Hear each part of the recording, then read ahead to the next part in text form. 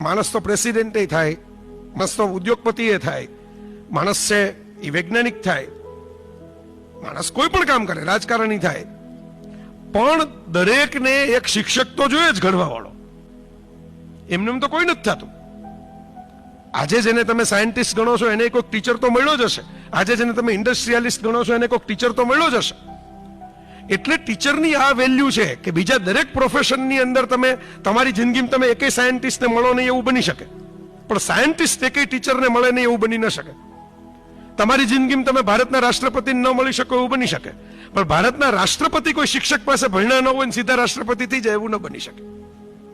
એટલે ઓશો રજનીશે તો એવી સરસ વાત કરેલી કે રાધાકૃષ્ણન છે એ શિક્ષકમાંથી રાષ્ટ્રપતિ થયા એટલે આપણે ટીચર્સ ડે શરૂ કર્યો.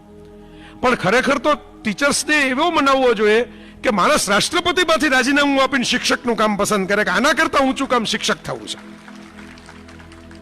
અને રજનીશ તો રહ્યા નહીં જોવા માટે દ્રશ્ય, પણ આપણે કલામ સાહેબને જોયા કે જેણે રાષ્ટ્રપતિ ભવન છોડીને ફરીથી ભણાવવાનું કામ શરૂ કર્યું અને ઋષિતુલ્ય મૃત્યુને પ્રાપ્ત થયા. હું એવું કહું છું કારણ કે ક્લાસરૂમમાં વિદ્યાર્થીઓ સાથે વાત કરતા કરતા એમની વિદાય થઈ.